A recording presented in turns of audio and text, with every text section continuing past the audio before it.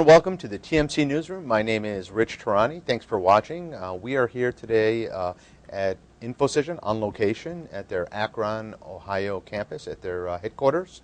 And on our program is Steve Boyazis, and he is the Executive Vice President of the company. Steve, how are you?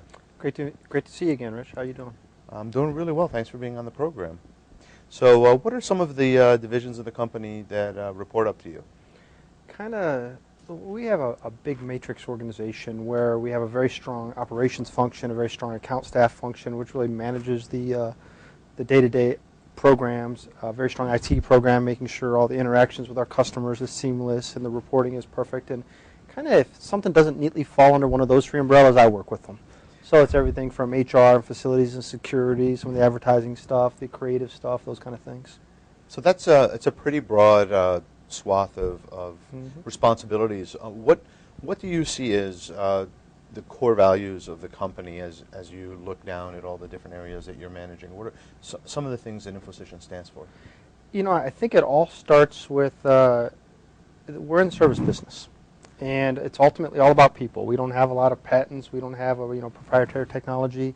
It's about putting the best people on the phones, making them sound like you would sound when you're on the phone. And that's whether you're taking a donation call, whether you're doing a sales call, whether you're doing any type of interaction that we have. Our core principle is we're going to have the best people on the phone. We're going to have a quality system that allows us to coach, mentor, train folks so that we can consistently get that. We're going to be able to put people that sound the same on the phone. So your interaction with us doesn't depend on whether you talk to Joe or Sally, because they're going to sound the same. And that consistency over the long term is going to yield, real superior results. And do you think your focus on customer satisfaction and just working with your customers to ensure that you're exceeding expectations is one of the reasons for the growth that your company's been experiencing? Well, it's been an interesting time, and I got here 6 years ago, and it was right at the end of the do not call stuff. And I think there was a lot of turmoil in the industry. What's going to happen? Will there be an industry? Jobs are moving offshore to India. All this automated voice messaging where you're calling in and you can't even talk to a live person to activate a credit card now. And we look back on that period of time and say, as scary as it was, we never grew faster than the 3 years immediately after that. And the reasons now are pretty obvious. It's most of our business was exempt from do not call based on the markets that we're in. It drove out a lot of bad competition. It drove out a lot of folks that didn't have the infrastructure in place to manage the compliance things. And so all of a sudden, fast forward to now, we're coming out of the biggest economic turmoil, certainly in my lifetime. And there's been a lot of stress in the industry. And all of a sudden, as we look out, we see the same type of opportunities that we saw 3 years ago, because for the first time, people that maybe have never considered outsourcing before are considering it. And if you're going to outsource, you want someone like us. You want a kind of high-end, more boutique type company that you really feel has your same core values and culture. And I think that's what that's where we see a lot of the growth coming from. That's great. Now, Steve, you've entered a bunch of new markets this year, right? Mm-hmm. Can you talk a little bit about those markets? Well, it goes back to what Gary did when he started the company, and it's a long story that I won't bore you with, but he first started this business in Christian fundraising, and his view what he found is, if I can digress a little bit further, if it's sure. all right, but he was able to get ministries on TV 25 years ago when there was only 4 channels. And he found that people would be touched by what they were seeing and would call in, but he couldn't get people to have that affinity on the back end to handle those calls the way maybe the church would. And so he started out building a quality system, a monitoring system, a coaching system, a training system, an account staff management philosophy, and a type of person we wanted to hire, putting people in that had an affinity towards that organization. And all of those were the core principles that kind of got us going. You fast forward 20 years forward now, a small percentage of our business is around Christian fundraising, but those core values They work whether you're selling telephones or doing customer service for a catalog company or outbound sales Right. or a donation call. And what we've really tried to do is say, in what markets do those core values give you a better return than not? Right. And that's the ones we're going after. And so it's anything that has a long time value to the customer interaction. You know, if it's a one-time purchase with no long-term connection to that organization that the better relationship is going to build for you, maybe it's better somewhere else. If it's a level 1 help desk, is your computer turned on, have you rebooted, then they forward, maybe it's better somewhere else. But where you're building that long-term value and that long-term relationship, we think there's a place for us. Now, about how many people are employed by InfoCision? We'll have about 4,000 people, and 3,000 of them are on the phones.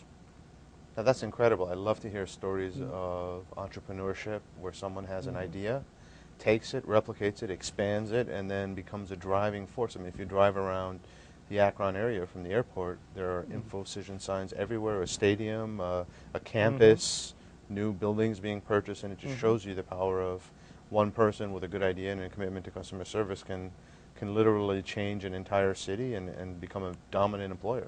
Yeah, you know, it's something we're very proud of, and you know, over the course of our history, we've actually had the kind of the discussion. You know, how much should you be out there? How much should you be in the community? And I can say we are pretty much an employer of choice in the communities we're at, and that allows us to hire the best people. That's great. You know, we've hired, I believe, I heard once, as many college graduates in Summit County as just about anybody in the area, and that's a pretty cool thing for you know, a telemarketing company. Well, especially now in this economic environment, Absolutely. right, where there's, you know, the biggest challenge that we have is joblessness in this country. I mean, Sure. or at least is one of our big problems, and just to see that you're growing and hiring, that's a testament to just sound business practices and continuing to do what you do well. Well, thank you. It's an interesting time for us. You know, a lot of times people ask, like, you know, what do you see as the future of the industry? And I certainly don't have a magic ball, and you probably have much better insight. Well, that's than my I final do. question, so I'm glad you're asking it. But go ahead. I'll go back to the you know, the TV example. Maybe a bad analogy, but you know, 25 years ago, when I came home from school, you know, you could watch one of 5 TV stations. Right. And 20 years ago, cable came out, and all of a sudden there was 50 stations. And then 10 years ago, there was 100 stations. And then 5 years ago, you could go online and watch. You know, you could order movies on demand, and now you can, you know, basically watch movies on any mobile device that you have. Right. And 5 years from now, you'll be able to watch any show ever produced, any movie ever produced, anywhere you want at any given time, just through any PDA. And when we think about where this industry is going, it's how can we personalize the communication to that same level. So. Right. We want to be able to talk to people when they want to be talked to, how they want to be talked to. Is it through text? Is it through email? Is it through direct mail? Is it through phone? We're going to talk to them when they are going to communicate with them when they want to be talked to.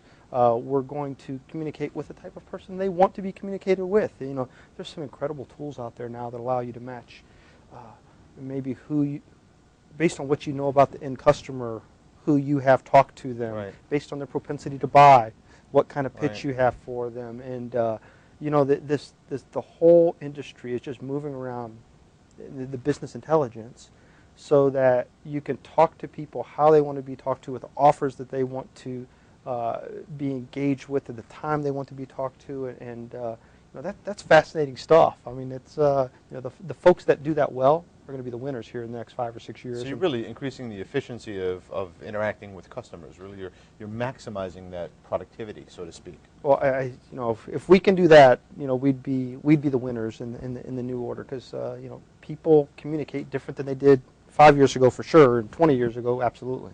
And that's so. Some of the new markets you're going to go into, are the new areas that you're going to go into going to correspond with some of the things we're talking about the future? Well, if you start laying out that portfolio around a specific strategy and say, okay, if you, let's say people thought of it just as us as just a telemarketing company. Well, if we want to talk to people in different ways, that's Do we have text capability? Do we have direct mail capability? Do we have email capability? Do we have phone capability? Do we have the ability to call people at the right times? Do we have the capability to match up, personality or psychodemographic traits of the people on our end talking to a customer based on what they want? And so what we're doing is filling in all of those additional components around a center core. Now our next challenge is, how do you find industries where people want those type of capabilities? Right. And basically, it's looking for the place where the type of customer interaction provides a long-term connection. So, on the fundraising side, when the lifetime value of a donor is significant, those are the ones we want to be partnering with, because we believe the strategy, this all-encompassing strategy, is going to have a better lifetime value for the organization.